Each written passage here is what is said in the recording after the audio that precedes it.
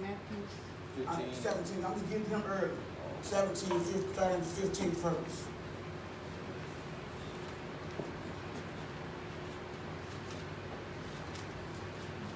Starting with 14 verse 13. This is my life. I am what it says I am. I can do what it says I can do. I'm a believer, but not a doubter. My life is the better. After having heard the word of faith. Faith comes by hearing. And hearing by the word of God. Turn me in your Bibles to Matthew the 17th chapter, starting at the 14th verse. Matthew the 17th chapter, starting at the 14th verse. Matthew 17th chapter, starting at the 14th verse.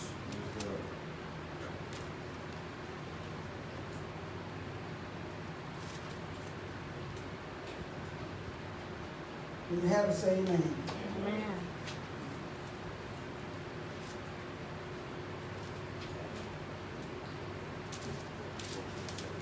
Matthew the 17th chapter, starting at the 14th verse.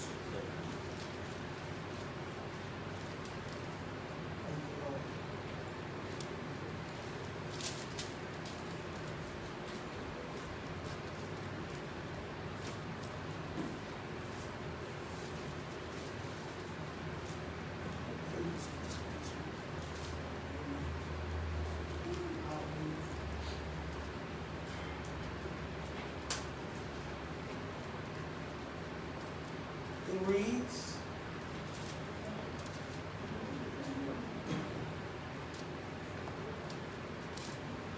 and when they were come to the multitude, there came to him a certain man, kneeling down to him and saying, Lord, have mercy on my son, for he is a lunatic and sore vexed. For all times he falleth into the fire and oft into the water. And I brought him to thy disciples, and they could not cure him. Then Jesus answered and said, O faithless and perverse generation, how long shall I be with you?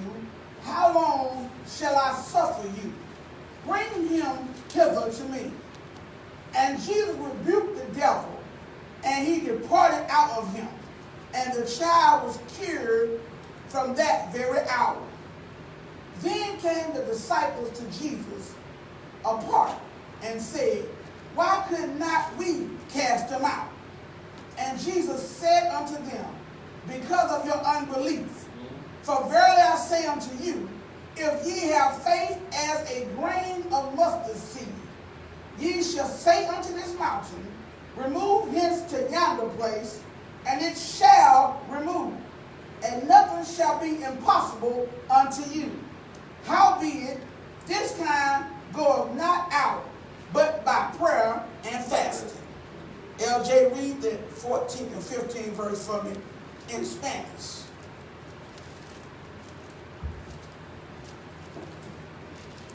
And the 16th verse, they share verses. Cuando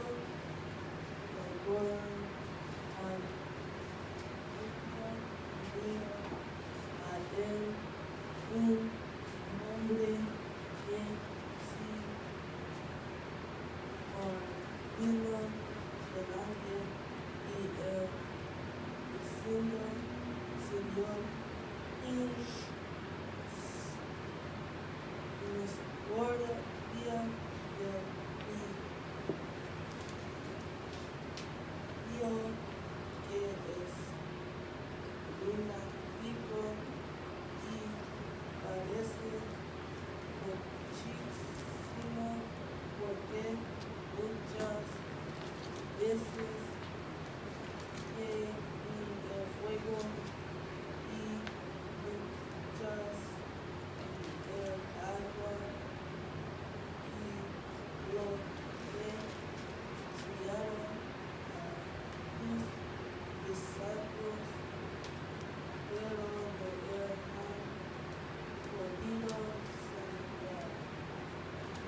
Good Lord, answer my praise for the word in Spanish. I'm going to spend it over. Amen. Hallelujah. Hallelujah. For those of us like Pastor, like a title or a text, the title of the message today is love. Look at your neighbor and say love. Love. Look at your other neighbor and say love. Love. Everybody point to the doors and say love. Love. I know that sounds like a strange topic when we're going to talk about it, but that's what God gave me. But I'm going to break down the word love. Every letter I'm going to break down here a different word for every letter of love. That's what God did different for me on today. You got to understand that there's different types of love. See, and sometimes when you don't know it's a difference in something, you get it mixed up and you get it confused, and you put something in the wrong place where it do not belong. Y'all still with me? Okay, Jesus was talking to the disciples. The Father and the Son were there. The types of love are, we got storge, which is a type of love. We got philea, which is a type of love. We got eros, which is a type of love. But the love that we're going to talk about is called agape. Agape is the Greek word for love, and it's the highest form of love. It's a God kind of love. It don't love you, it loves you in spite of all your faults. In spite of all your wrongs, in spite of all your shortcomings, he does not judge you, it does not judge you, it just loves. It's a universal love, such as the love that you have for strangers, nature, or God. It's an unconditional love. And see, we have to understand that if we want to see real change, it's got to start with love. Y'all still with me? All right. Here we go. The first L, the L in love stands for loyalty. Loyalty.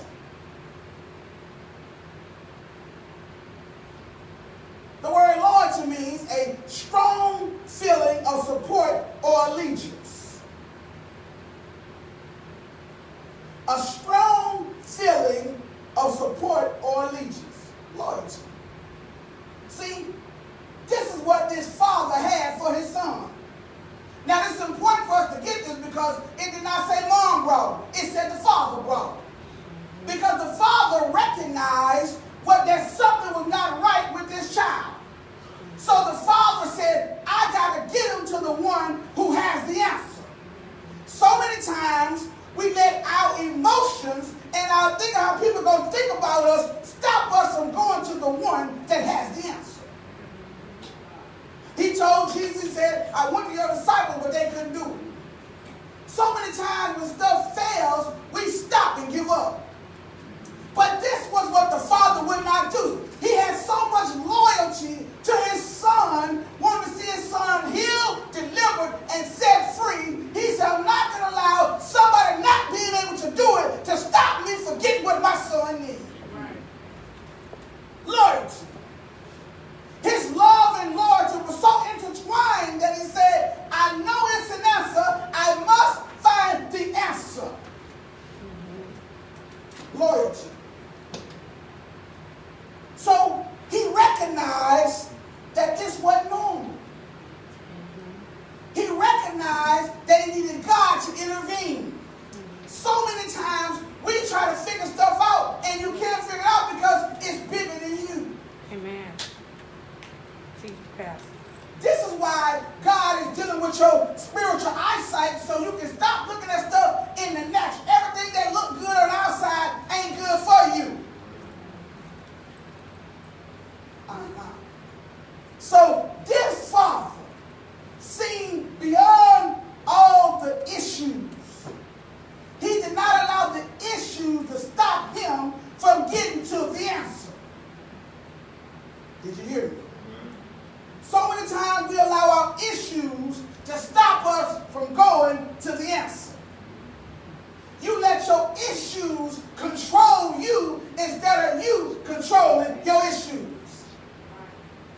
You let how you think other folks gonna view you stop you from going to get what you know you need. So this father, see, this is a real father. He did not settle for what other folk would have said is normal, it cannot be changed. You was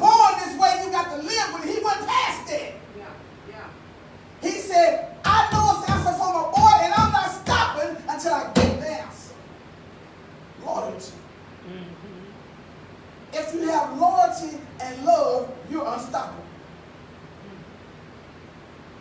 The problem with the family is it's hard to find loyalty in the family.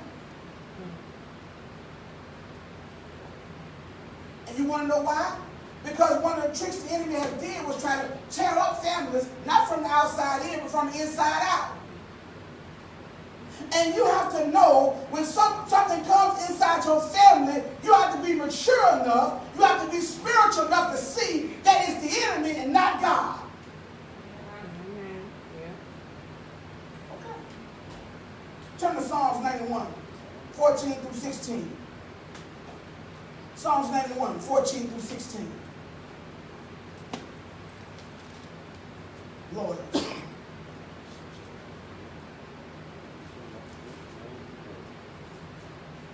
Psalms 91, 14 through 16. And let me ask again if I forget.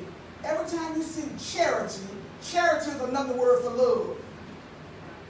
So you see charity in the Bible, that's just another word for love. Amen? So look at, y'all there? This is what it says. It says, because he has set his love upon me, therefore will I deliver him. I will set him on high because he hath known my name. He shall call upon me, and I will answer him. And I will be with him in trouble. Was not that young man in trouble? Was not the dad in trouble? He said, I will set him on high because he hath known my name. He shall call upon me, and I will answer him. Did not he call on Jesus? Yeah. Did not Jesus answer him? Yeah. I will be with him in trouble. I will deliver him and honor him. With long life will I satisfy him and show him my salvation. Are y'all hearing this? This daddy recognized that it wasn't for his son to die. This how the man recognized that it was something spiritual, because it said every time the spirit would throw him into the fire, it would throw him into the water. Are y'all seeing this thing? So every time you go through something, if it brings you back out of it, then you know it ain't God. It's a demonic force trying to tear you apart, and you got to recognize that you need Jesus to get rid of it. Help me, Holy Ghost. Because it said it threw him into the fire. Then it threw him into the water. Then it threw him into the fire. Then it threw him into the water. And later on, Jesus asked him, how long has this been going on? Since birth. So what that told me was, when I was reading this, is even though the enemy tries to torment you, he cannot take your life if God does not allow it. Amen. Some of your hard things that you go through in life is only because God is waiting for you to say, Jesus, I need your help to get me out. And when you invite me, he shows up. Because he said, when you call to me in your moment of trouble, I will answer you. The problem is, we don't call. We soak in it. We sit in it. We think we can handle it by ourselves, and there's nothing but a trick of the enemy trying to tear you apart. But God's love, God's loyalty, he'll lay on somebody else's heart to start calling your name out in the midnight hour. And all of a sudden you feel a strength like you never felt before, because somebody else had the fortitude to stand in the gap for you when you could not even stand in the gap for yourself. That's what this father did. He recognized his son didn't have the power to do it on his own, but he said, I am your father, so I have a responsibility to stand in the gap to get you healed, to get you delivered, to get you set free. That's my love that's on me as your father. So I'm willing to do what you can't do. I'm willing to say what you cannot say. All you have to do is trust in me, that I'm connected to the source that's going to get you your deliverance. Still waiting. Turn to Isaiah 54 and 10. Isaiah 54 and 10.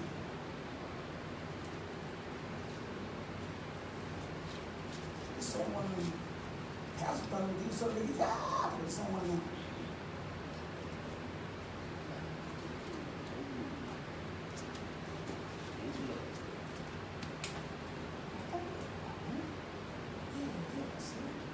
It says, for the mountains shall depart, and the hills be removed, but my kindness shall not depart from thee.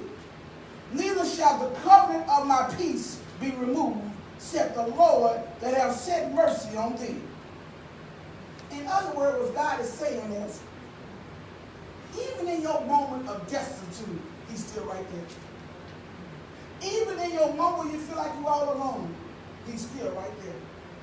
Even when it feels like you can't take no more, he's still right there. This father has seen his son get through in the fire and then into the water from birth, but was determined to realize that this is not normal and this is bigger than me. I need to intervene and ask somebody to help me because I can't do it. That's love. That's love. See, and you got to understand that, help me, Holy Ghost, nothing but a trick of the enemy to try to get you in your emotions, to try to get you in your, state of, I don't need nobody state. I can do it by myself state. Your isolation, your loneliness state. But in your loneliness state is a dangerous state because that's when it really torments your mind. The O in love stands for obedience. The O in love stands for obedience.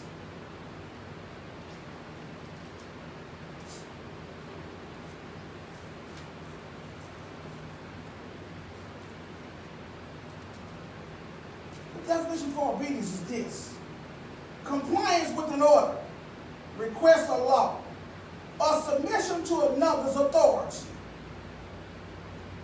Compliance with an order, request or law, or submission to another's authority. 17 verse in the 17th chapter. Then Jesus answered and said, "O faithless and perverse generation, how long shall I be with you? How long shall I suffer you? Bring him hither to me." In other words, he was not just talking to the disciples. He was talking to the whole generation and called them all faithless and a perverse generation. But when he spoke, the Father listened to what he said. And then he gave the Father instructions. He said, "Go get him and bring him to me." See, if you want to be blessed, you have to first be obedient. You cannot have love if you ain't loyal. You cannot have love if you don't walk in obedience. It don't work. So the Father fell on the authority of Jesus and he said, "Go get him." The Bible didn't say he hesitated. He went immediately and brought his son back because he recognized in his obedient state, God was already healing him, getting him prepared for deliverance because he walked out in obedience. So many times we try to contemplate when somebody gives us instructions. What they know about my situation, they don't understand. If God is telling somebody to do something, and you know that a God man or a God woman don't hesitate, just do it. But we try to rationalize in our own minds why somebody telling us something. We try to figure out how they know my business. It ain't them knowing your business. God's trying to get you somewhere. Isaiah 1:19 says, "If ye be willing and obedient, ye shall eat the good of the land. But so many times you ain't even good at the land because you ain't got disobedience. Help me, God. But the Father recognized that he was not in his blessed state, neither him nor his son. So he already had his mind made up and said, I must get to the man of God, and whatever he tells me to do, I'm going to do it. No questions asked. No hesitation. Go get your boy. I'm gone. Junior, let's go. Daddy, when we going to shut up, boy? Come on. I ain't got time to explain to you what we doing. Just come on. And I believe we have a mind state when we have to do it out your name. Sometimes you got to drag them to get them to their right place. Because they don't know it. Almost to the point, I am y'all spiritual father. So some of y'all don't have to drag y'all along. Kicking and screaming, you're getting drugged. Scarred up on all of your knees, still going. What are you saying? Because sometimes you can't see the finish. All you see is wait. So I gotta come here, D, come here. It's almost like when you was a kid. Come on. Mama said, let's go, we're going to school. I don't want to shut up, we're going to this haircut. But I don't want to shut up, come on. Just drag it. But I don't want to get in the car. Some of y'all pastors got to drag y'all to, I don't want to shut up, let's go. But I don't understand. You ain't going to never understand everything. Amen.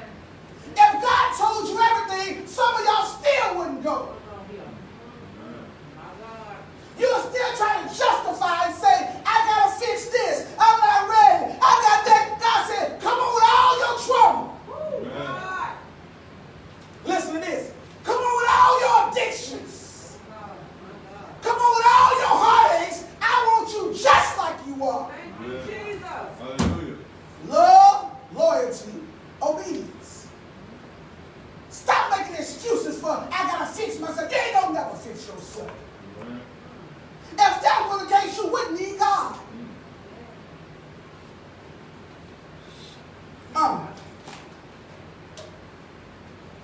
See, when you be disobedient, it's a consequence. Turn to 1 Samuel, 15th chapter, 22nd and 23rd verse.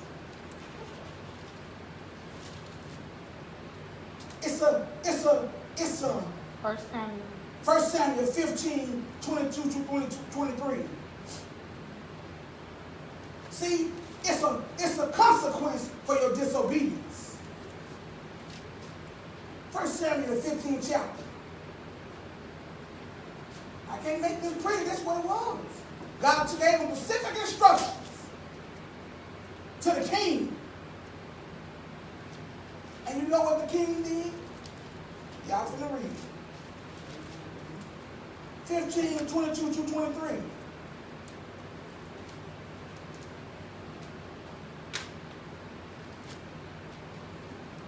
But I gotta read this. I'm gonna read these verses. I'm gonna tell you what happened for time's sake. It says, and Samuel said, hath the Lord as great delight in burnt offerings and sacrifice, as in obeying the voice of the Lord. Behold, to obey is better than sacrifice, and to hearken than the fat of rams. For rebellion is as the sin of witchcraft, and stubbornness, is as iniquity and idolatry. Because thou hast rejected the word of the Lord, he hath also rejected thee from being king. God told Saul, he said, I want you to go into the kingdom. Destroy everything. Every animal, I will destroy it all. Saul said, the people said there was some stuff good there. So they took the good and then he tried to hide it when the man of God came and asked about it.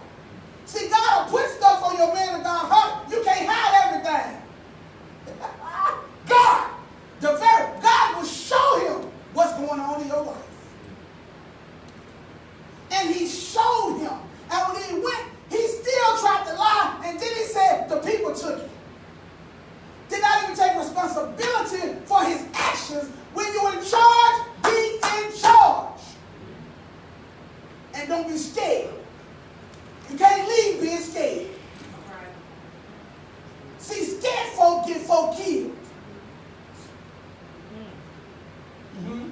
right?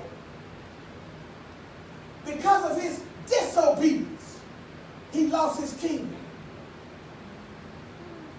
See, your obedience not only blesses you, it blesses everybody that's connected to you. And you got to understand that obedience and love go hand in hand. It's collateral damage if you be disobedient. Y'all still with me, right? Amen. Romans 8:28 says, and we know that all things work together for the good of them that love the Lord and for those are called according to his purpose. You're not going to never understand. Trust that God's purpose is bigger than yours. Trust that God's looking right where you at and he sees what you need before you even ask for it. All you got to do is ask. God understands you got some needs. Understands you got some desires. He understands that you need some stuff, but all you got to do is be obedient to the little things. The little things. Pastor's going to wear a certain suit and had it laid out. I'm just telling you about me. I was ironing my shirt to go with the suit. And right in the midst of me, I had one side of the iron that starts down. God said, change clothes. I said, wait, what? I said, come on, Jesus. He said, I said, change clothes.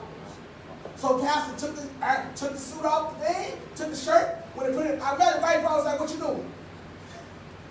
And I just wanted to be obedient. See, sometimes it ain't the big things. It's the little things you got to be obedient to. See, because God said, if you be rule over the little things, faith over the few things, he'll make you rule over many. So if God can't trust you to move a pencil and tell you to move it, how you going to trust you to give you a new car when you ask for it? Amen. Just saying. See, God, you got to be listening. God is trying to get us so attentive when he says something. You don't even ask him, it's God, you know it's him, and I'm doing it. Even when it don't make sense. If God say do it, do it. Because he said he'll take the foolish things of the world to confound the wise. Because God knows some of us too smart. We're too smart for some complicated stuff. See, the complicated stuff, you'll jump in. So he give us something easy. Sleep on the right side of the bed instead of the left. Why? This is my favorite side. I don't broke this side in, God. Ain't that hard about that. But if we take it so complicated, it can't be God. So easy, it can't be God. God does not work that way with me. He gives me, and God said, how you gonna tell me how to work with you? I just said, put on these shoes instead of those shoes. And you argue about that. But this looks better with my outfit though. Something simple. Walk on the left, not the right, huh? But why God? He said, if I give you something complicated, I can't even trust you to know, don't park here, park there. You try to justify, this is closer. Obedience. Real simple. Real simple. Real simple. When the Lord blessed us about me to buy my wife for a car, he told me exactly what place, what dealership to go to. And when he was doing it, just like the song, other people tell you, big ear, you know, you can go over here and get a better deal. It's farther away from Baytown. Go there and do this. And God was like, what did I tell you about? So I was like, well, God, they said, so I was driving. Well, the other person was telling me, I'm just trying to be real with you. That's how I'm not big. Because pastors do it too. I was driving to the other side of Houston. And God said, what did I tell you to do? So I got out, turned out, 30 minutes in a circle. When I was just 10 minutes away, he told me to go. So I made a 30-minute trip where it could have just took me 10 minutes and I'd have been there. But because if you allow people to get in your head, into your psychological thinking, telling you what they think is right and what they think you ought to do, what did God say do?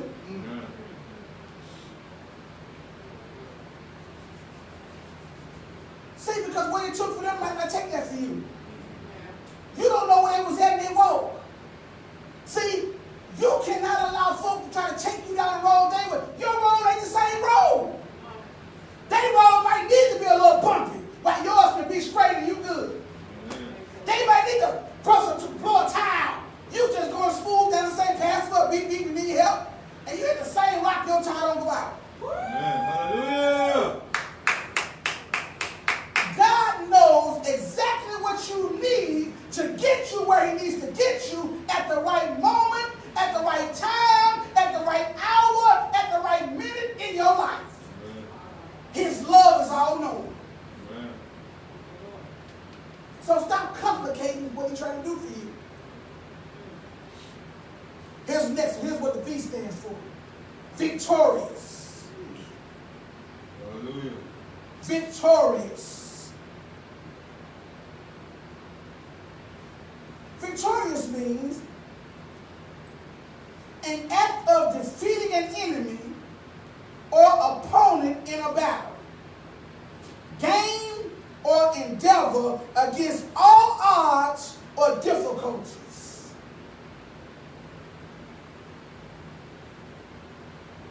Did y'all get that? An act of defeating an enemy or opponent in a battle, gain, or endeavor against odds or difficulties. Another definition is this. Just think about this. Achievement of mastery or success in a struggle. Achievement or success in a battle or a struggle. You know we all have struggles in life? You know we all have challenges in life? Your struggle might not have been my struggle, but you got struggle. Your hiccup might not be my hiccup, but we got hiccups. So whatever your hiccup is, you can be victorious in it with love. All right? The man, it didn't say the man had a struggle. His struggle was seeing his son suffering. So he took on the struggle of his son with a mindset that my son can be healed, delivered, and set free, but I got to do my part as the father. Did you hear me? He didn't blame nobody about what was going on. He didn't blame, I came from the south side where it was rough at, so I had to do it this way because everybody was doing it that way. He didn't blame that. He didn't blame that mom and daddy wasn't there. You know, that's why I'm like that, but they made me like this. It's their fault. You know, so many times we blame our situations for our circumstance. And I understand what Pastor's saying. Your situation do play a part. Your circumstance, but you don't have to allow your circumstances to dictate your future. How many folk don't came out of the inner city and been successful? And folk that got everything failed. They struggle harder than you struggle because they ain't never had to work for nothing. So they don't know what it's like to struggle and be without and still be happy.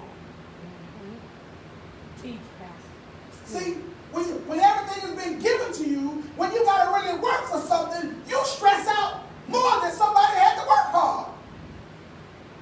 Because you don't know what it's like to have to go get it and come back with it. Amen. Because everything you have had, you never had to work for. That's why when you lose it, you don't get mad. Mom and Daddy, I lost it again. I need some more. Yes. Think about that. But when you got to put in some extra effort to give what God is trying to give you, you appreciate it more. Victorious.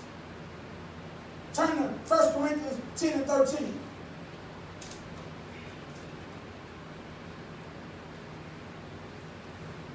Talk about temptation. 1 Corinthians 10 and 13. See, in order for you to be victorious, you got to know some things. You got to know what victory looks like.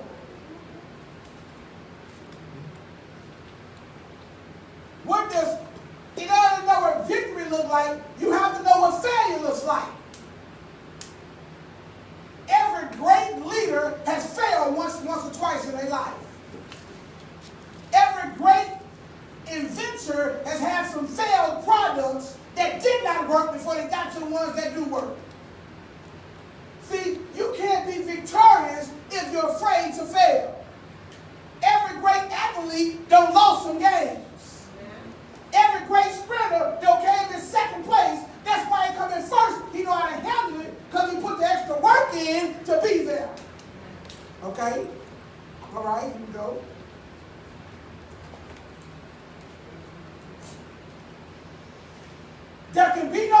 victory without no sacrifice. 1 Corinthians, 10th chapter, 13th verse. There can be no victory without no sacrifice. So many times people want victorious moments, but you ain't sacrificed nothing.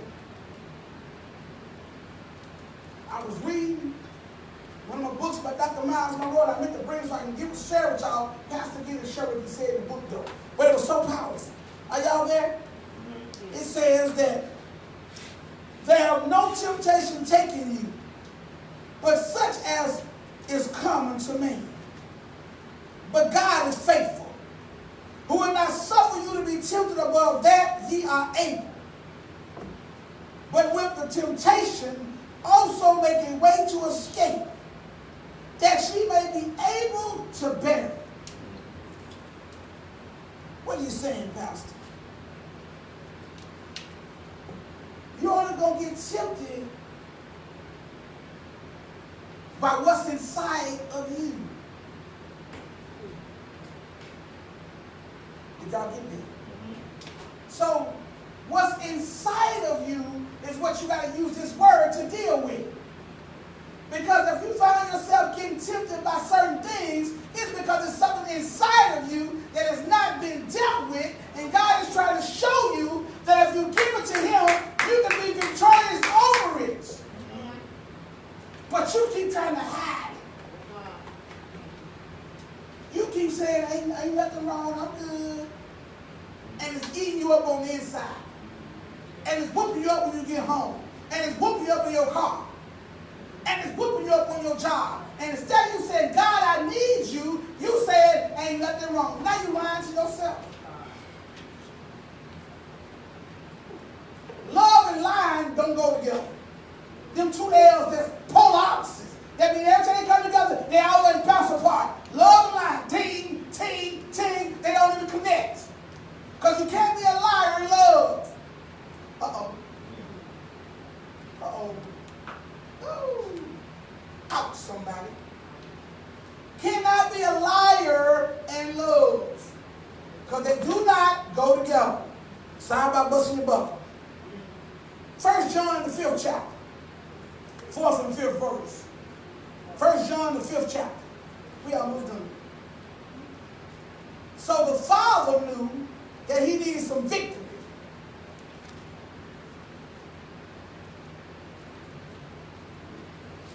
First John 5.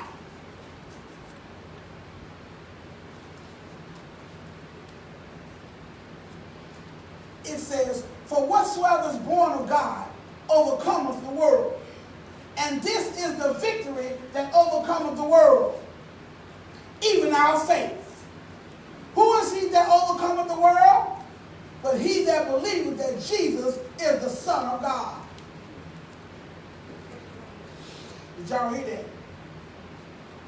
So the Father recognized that the only way he was going to get the victory and overcome the world was with Jesus. Because he said your disciples couldn't do it, so I'm asking you to do it. And then Jesus said to him, and Jesus rebuked the devil, and he departed out of him, and the child was cured from that very hour. You don't think that encouraged the Father's faith to another level? To see what God had did for his child who had been suffering, you don't think that pushed him a little bit further? If your faith has never been tried, you ain't got no faith. If your faith has never been tried, you do not have no faith. Because God said everything shall be tried by fire. Even your faith. I wish I had a Twitter because I would tweet that out right there. That's a tweetable moment there. See, because so many times people don't want their faith to be tried, they want the easy road.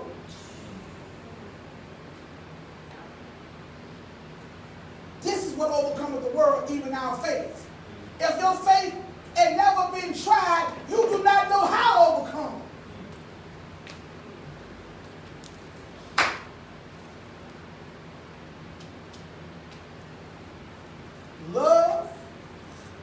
plus loyalty. Love equals loyalty, obedience, victorious. You cannot be victorious if you ain't never went through nothing. If you ain't never went through nothing, what you need a victory for? You already winning. How you gonna win when you already winning? I'm just saying. You know, you got some friends, I ain't never had no fights. Well, that's why you can't fight. You ain't never been in fights. You don't know you gotta stand a certain way when you get in a fight. You just stand straight up. What you gonna do? No, you can't. You gotta give that side view. You can't stand, because you can't give them a complete target to hit you with. Okay? How many boxers you see stand straight up? They always give either their southpaw or their right paw. You got to understand this fight called life. If you don't know how to deal with life, life will destroy you. But we just read, he said, there is no temptation that have taken you that is such as common to man. So your temptation or whatever's tearing you up or causing you to sin did not surprise God. Okay, all right. Yeah, I got you. I'll make a real plain. Because Pastor loves y'all, because I want y'all to get this. You are not going to be tempted, if you're a woman, by no fat guy, and you like guys just cut up. That don't tempt you. He's not going to send no man to you. I want you to hear this, ladies. And I got some of y'all men too. Don't worry, I got you too. He's not going to send no fat guy that you said, can I get your number? Because that don't entertain your intellect. He going to see somebody got their abs just rolling. He know how you like us. He knows what you like. The enemy knows. So he's going to send you what you like to try to tempt you. So you have to understand that when it shows up, you know it's the enemy. Keep it moving. I'm happy tonight. Keep it moving. I'm good. So when it shows up, don't act all shocked. Like, why are you here? It's the enemy. So check it. Brethren, when you send 24, 36, 24 your way, and you sit there grinning because she all up in your face, you laughing at all those stupid jokes she say, you sure look good. That cologne smells that good, thank you. And you like, oh, she just so nice to me. You better recognize. Nothing but the enemy. See, he can't, see, he know you better than you know yourself. Which is sad, but it's true. Because he's not going to send nothing to tempt you that's not going to tempt you. Why would I send you chocolate if you don't even eat chocolate? Is that going to tempt you? No. You know chocolate. Must be nice. Keep moving. But if I send something you like, you're going to at least think about it. You're going to at least caramel. At least look at it. Like that shows. Your mouth going to water a little bit. Something there. Watch out. Pecan pie. Lord have mercy. Certain things that make you act a certain kind of way. So my auntie used to make caramel covered candy apples. And their babies was the bomb. And she'll melt that caramel all over the whole apple, and when you bite the caramel, it gets stuck all in your mouth. And look, y'all caramel.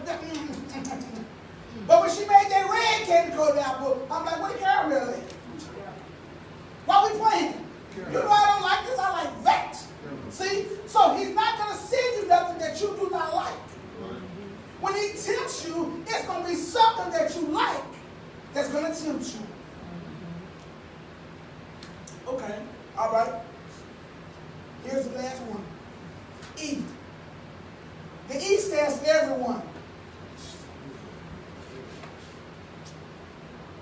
The E stands for everyone.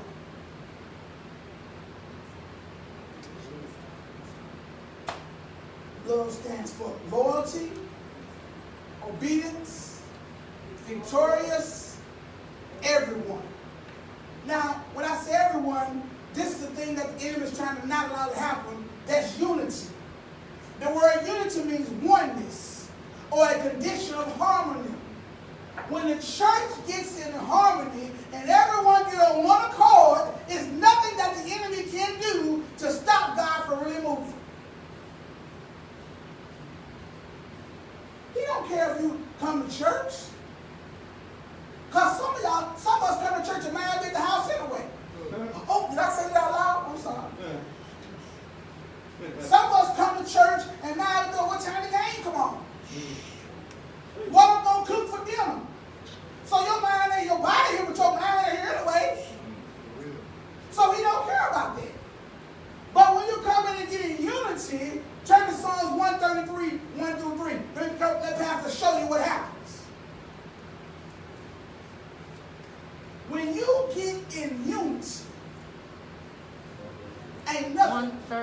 Psalms 133, 1 through 3. When you get unified, there's not nothing you cannot do.